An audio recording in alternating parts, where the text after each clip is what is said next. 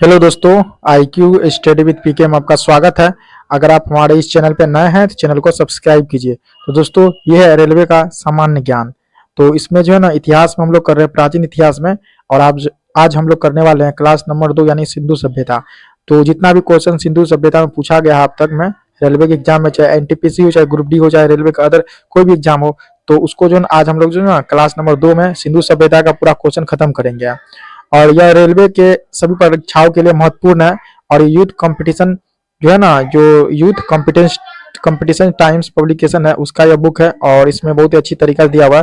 Total इसमें 15,210 वस्तुनिष्ठ प्रश्न को दिया गया है। और TCS के द्वारा जो यह एग्जाम लिया गया था, उसी को ध्यान में रखते हुए इसमें बताया गया है। तो चैनल पे नए हैं तो चैनल को सब्सक्राइब कीजिए। तो आज हम लोग करने वाले हैं क्लास नंबर 2। क्लास नंबर 2 में सिंधु सभ्यता का पूरा क्वेश्चन हम लोग खत्म कर देंगे इसी क्लास में। और इतिहास में, यह प्राचीन इतिहास यानी एंशियंट हिस्ट्री में यह चल रहा है अभी। ये ग्रुप डी के लिए बहुत ही इंपॉर्टेंट है। जो आगामी अभी जो एग्जाम जो 27 से जो होने वाली है, तो जनवरी तक जो एग्जाम होगी, तो इसमें बहुत ही इंपॉर्टेंट है। इसीलिए आप लोग इस क्लास को जरूर देखिए। तो चलिए आज का प्रश्न से स्टार्ट करते हैं। इसमें हम लोग प्राचीन इतिहास में जो है ना पाषाण काल का सारा क्वेश्चन करवा दिए हैं। टोटल इसमें 5 क्वेश्चन था।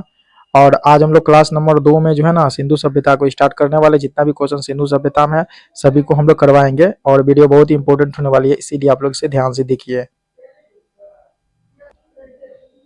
क्लास नंबर 2 में सिंधु सभ्यता यानी इंडस सिविलाइजेशन हम लोग करने वाले हैं।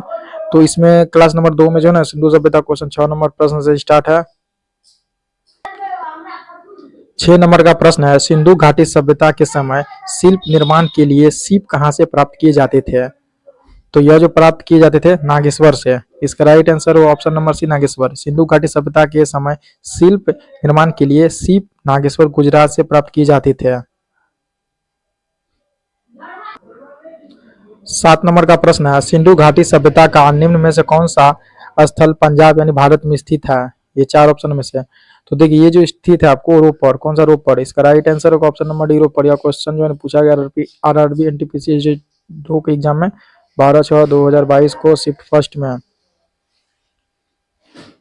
8 नंबर का प्रश्न, हड़प्पा के अधिकांश मानक मोहरें डैश नामक एक प्रकार के मुलायम पत्थर से बनी होती थी, जो 2x2 विमा के साथ वर्गाकार आकृति का होता था तथा जिसका उपयोग व्यावसायिक उद्देश्यों के लिए किया जाता था। तो यह था आपको कौन था? यह था स्टीएटाइट। कौन था? स्टीएटाइट। इसका राइट आंसर होगा ऑप्शन नंबर सी, स्टीएटाइट। 9 नंबर का प्रश्न है, धौलावीरा डैश राज्य में स्थित है? तो धौलावीरा जो है यह गुजरात में स्थित है। इसका राइट आंसर होगा option number A, Gujarat. Dholavira Gujarat के कच्छ जिले के भचाऊ तालुका में स्थित पुरातात्विक स्थल है। इस स्थल की खोज 1968 में जगपति जोशी द्वारा की गई थी। जुलाई 2021 में यूनेस्को ने इसे धौलावीरा को भारत के 40वें विश्व धरोहर स्थल के रूप में घोषित किया था। 10 नंबर का प्रश्न है, धौलावीरा एक पुरातात्विक स्थान किस समयावधि से जुड़ी हुई है? तो देखिए, ये आपको है सिंधु घाटी सभ्यता से। इसका राइट आंसर होगा ऑप्शन नंबर सी, सिंधु घाटी सभ्यता से। 11 नंबर प्रश्न है, मोहनजोदड़ो में पाया गया विशाल स्नानागार एक विशाल डैश था? तो ये जो है ना क्या था? ये विशाल आयताकार टैंक था। क्या था? आयताकार टैंक। इसका राइट आंसर होगा ऑप्शन नंबर डी, आयताकार टैंक। मोहनजोदड़ो में पाया गया विशाल स्नानागार एक विशाल आयताकार टैंक था। मोहनजोदड़ो सिंधु घाटी सभ्यता का सबसे बड़ा स्थल था। इसकी खोज राखलदास बनर्जी ने 1922 में की थी। 12 नंबर का प्रश्न है, वर्ष 1920-21 के आसपास किस नदी के किनारे खुदाई के दौरान हड़प्पा शहर मिला था? यह मिला था आपको रावी नदी के किनारे। इसका राइट आंसर होगा ऑप्शन नंबर डी, रावी नदी। हड़प्पा शहर सिंधु सभ्यता का एक शहर है जो पाकिस्तान के मोंटगोमरी जिले में रावी नदी के तट पर वर्ष 1920-21 में खुदाई के दौरान मिला था। उत्खननकर्ता दयाराम साहनी एवं माधव स्वरूप वत्स थे। 13 नंबर प्रश्न है, सिंधु घाटी सभ्यता के किस शहर का शाब्दिक अर्थ मृतकों का टीला था? यह था आपको मोहनजोदड़ो। इसका राइट आंसर होगा option number B, Mohenjodaro. Mohenjodaro का सिंधी भाषा का अर्थ मृतकों का टीला। यह दुनिया का सबसे पुराना, नियोजित एवं उत्कृष्ट शहर माना जाता है। यह सिंधु घाटी सभ्यता का सबसे परिपक्व शहर है, जो सिंधु नदी के दाएं किनारे लरकाना जिले में स्थित है। इसकी खोज राखालदास बनर्जी ने 1922 में की थी। 14 नंबर प्रश्न है, मोहनजोदड़ो शब्द का शाब्दिक अर्थ क्या है? तो इसका आंसर होगा, शाब्दिक अर्थ है मृतकों का टीला। इसका राइट आंसर होगा ऑप्शन नंबर सी, मृतकों का टीला। 15 नंबर प्रश्न है, मोहनजोदड़ो कहाँ स्थित है? यह मोहनजोदड़ो जो है सिंध में स्थित है। इसका राइट आंसर होगा option number D, Sindh. Mohenjodaro का सिंधी भाषा का अर्थ मृतकों का टीला होता है। यह सिंध यानी पाकिस्तान के लरकाना जिले में सिंधु नदी के तट पर स्थित है। इसकी खोज 1922 में राखालदास बनर्जी ने की थी। 16 नंबर प्रश्न, हड़प्पा सभ्यता कौन सा शहर विशिष्ट रूप से मनके बनाना, सीप काटना, धातु की वस्तुएं काट बनाना, मुहर बनाना और तराजू का निर्माण करना आदि कार्यों सहित शिल्प उत्पादन के लिए समर्पित था? यह था आपको चन्हुद्रो। इसका राइट आंसर होगा ऑप्शन नंबर डी, चन्हुद्रो। मोहनजोदड़ो से 80 मील दक्षिण में स्थित चन्हुद्रो की खोज सर्वप्रथम 1931 में एम.जी. मजूमदार ने की थी।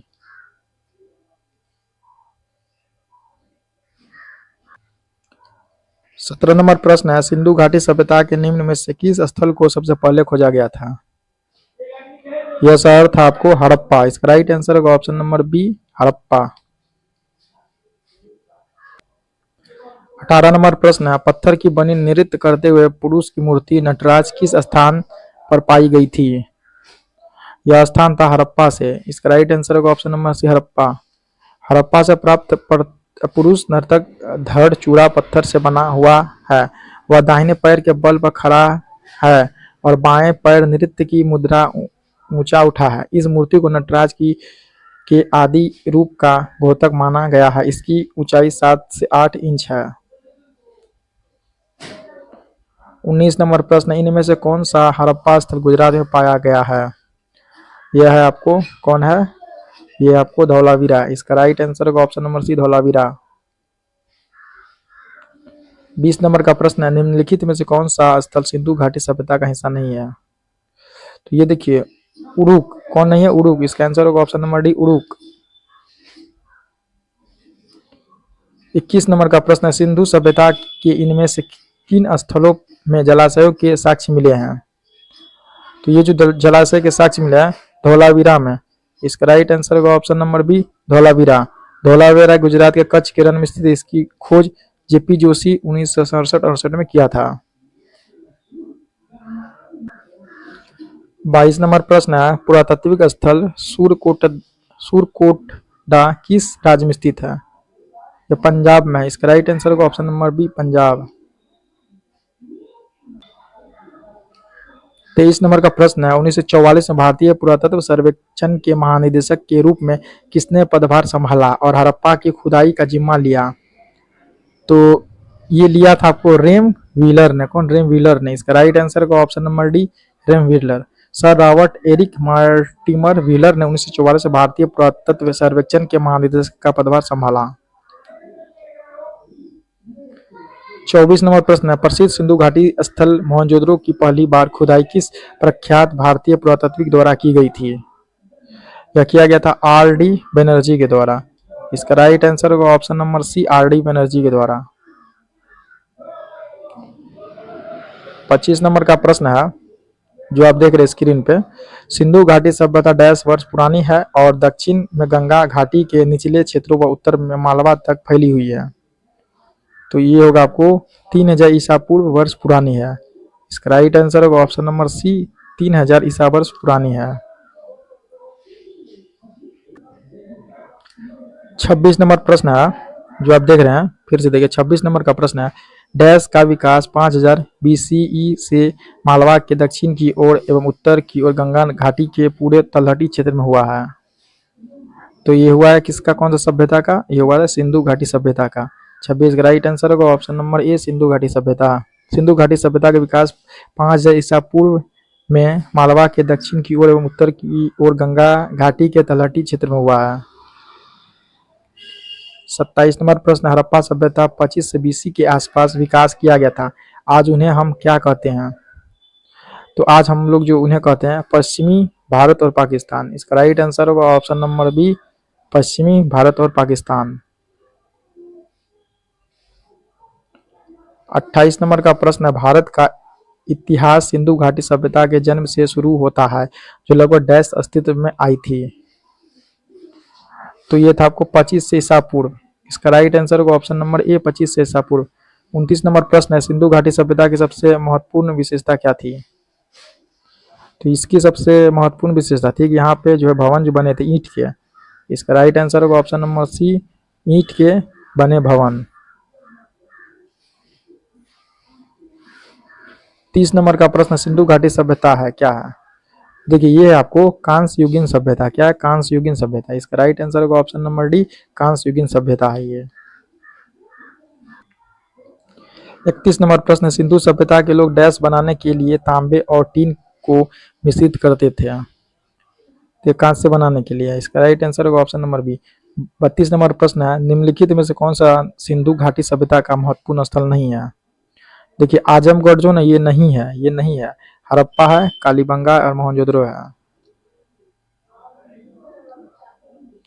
33 नंबर प्रश्न, मोहनजोदड़ो नाम का अर्थ डैश में मुर्दों का टीला है। सिंधी में जो है ना इसका अर्थ था मुर्दों का टीला। Option number D Sindhi.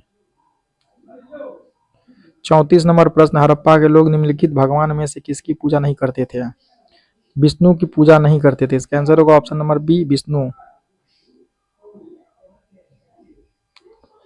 35 number प्रश्न है, सिंधु घाटी सभ्यता के लोग डैश की पूजा करते थे। तो सिंधु घाटी की सभ्यता के लोग पशुपति की पूजा करते थे। इसका राइट आंसर होगा option number D Pashupati. Sindhu घाटी सभ्यता एक नगरीय सभ्यता थी। सिंधु घाटी सभ्यता के लोग 3 मुख वाले देवता पशुपति की पूजा करते थे। यह मूर्ति मोहनजोदड़ो से मिली है। सिंधु घाटी सभ्यता में मिसलाल स्नानागार मोहनजोदड़ो से प्राप्त हुआ है। 36 नंबर प्रश्न, किस वर्ष में जर्मनी और इटली के पुरातात्विकों के एक दल ने मोहनजोदड़ो में सतह अन्वेषण शुरू किया था? यह पूछा गया एनटीपीसी 15/2/2021 शिफ्ट फर्स्ट में स्टेज फर्स्ट में। या तो यह वर्ष होगा 1980। इसका राइट आंसर होगा ऑप्शन नंबर सी 1980। 37 नंबर प्रश्न, हड़प्पा सभ्यता की मोहरों पर निम्नलिखित में से कौन सा पशु अक्सर देखा जाता था? ये देखा जाता था बैल का। बैल का जो है ना चित्र बना हुआ था। इसका राइट आंसर होगा ऑप्शन नंबर ए क्या हो जाएगा? बैल। याद रखिएगा बैल। 38 नंबर का प्रश्न, निम्नलिखित में से कौन सा हड़प्पा स्थल शिल्प कलाओं के उत्पादन से संबंधित नहीं है? या नहीं है? मांडा। कौन नहीं है? मांडा। इसका राइट आंसर होगा ऑप्शन नंबर बी मांडा।